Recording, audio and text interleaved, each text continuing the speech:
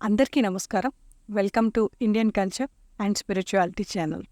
ఈరోజు వీడియోలో ఎవరు గాయత్రి మంత్రం చెప్పకూడదు అనే క్వశ్చన్కి ఆన్సర్ తెలుసుకుందాం. ఈ ప్రశ్న నన్ను చాలామంది అడిగారు, అందుకోసమే ఈ వీడియో నేను చేస్తున్నాను. మొదటిగా గాయత్రి మంత్రం విశిష్టత ఏంటో తెలుసుకుందాం. గాయత్రి మంత్రాన్ని బీజ మంత్రం అంటారు. బీజం అంటే విత్తనం అని, సీడ్. ఎలా మొక్క విత్తనం నుండి ఉద్భవిస్తుందో అలా గాయత్రి మంత్రం వల్ల 4 వేదాలు ఉద్భవించాయి. ఋగ్వేదం, యజుర్వేదం, సామవేదం, అథర్వణ వేదం. ఈ 4 వేదాల్లోని ఉన్న జ్ఞానమే ఈ ప్రపంచంలో ఉన్నది.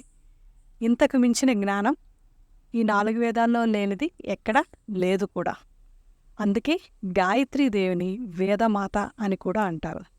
మనం ప్రతిరోజు సెల్ ఫోన్కి ఛార్జింగ్ పెట్టి బ్యాటరీని ఛార్జ్ చేస్తాం కదా, అదేవిధంగానే గాయత్రి మంత్రం ప్రతిరోజు చదివితే మన బాడీ ఛార్జ్ అవుతుంది.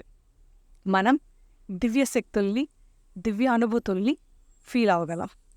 అంధకారం, మందబుద్ధి, సోమరితనం, మరపు పోయి బుద్ధి వికసిస్తుంది.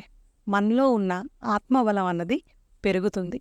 ఈ ఆత్మబలం పెరగడం వల్ల చేసే పని మీద స్పష్టత ఉంటుంది, బుద్ధి వికసించింది, స్పష్టత ఉంది, ధైర్యం పెరిగింది.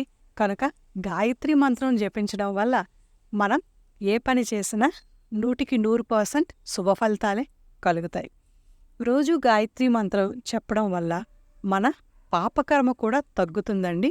పాపకర్మ తగ్గి మంచి కర్మ ఫలితాలు పెరుగుతాయి. ఎన్నిసార్లు గాయత్రి మంత్రాన్ని పఠించాలి అంటే 108 సార్లు ప్రతిరోజు మీరు జపిస్తే మంచి ఫలితాలు కలుగుతాయి. మీ వల్ల 108 సార్లు కాకపోతే కనీసం ఉదయం 3 సార్లు, సాయంకాలం 3 సార్లు మీరు చదవగలిగితే మీకు మంచి ఫలితాలు కలుగుతాయి. మరి ఇంత గొప్పదైన గాయత్రి మంత్రాన్ని ఆడవారు మాత్రం ఎందుకు చెప్పకూడదు అని అన్నారు? మీకేమైనా డౌట్ ఉందా? సరే, ఇప్పుడు ఈ డౌట్ క్లారిఫై చేసుకుందాం. ఇది మొదటి నుంచి ఉన్న విషయం కాదండి. ఇది కేవలం మధ్యయుగంలో మేల్ డామినేటెడ్ సమాజంలో చేసిన కరెక్షన్ మాత్రమే. ఆ కాలంలో మహిళలు బుద్ధివంతులుగా మరియు చురుగ్గా ఉంటే వారిపైన మగవాళ్ళ ఆధిపత్యం కొనసాగడం కష్టము అని గ్రహించి గాయత్రి మంత్రాన్ని మహిళలకి దూరం చేసేశారు. ఎప్పుడు గాయత్రి మంత్రం దూరమైందో మన మహిళల్లో కూడాను ఈ అంధకారం, మందబుద్ధి ఇవన్నీ కూడా మనందరిలో ఉండేదే.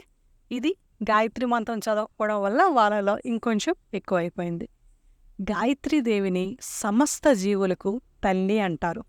మరి అమ్మ పైన అందరికీ సమాన హక్కులు ఉంటాయి కదా, మీరు ఒప్పుకుంటారా? మరి అలాంటప్పుడు ఎందుకు ఆడవాళ్ళు గాయత్రీదేవిని జపించకూడదు?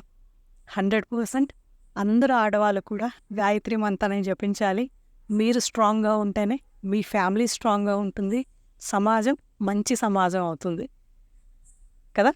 సో మీరు ఎటువంటి సందేహాలు పెట్టుకోకుండా గాయత్రి మంత్రాన్ని ప్రతిరోజు జపించి గాయత్రీదేవి కృప మీరు పొందాలని నేను కోరుకుంటున్నాను. Thank you for watching. Please subscribe this channel. Thank you.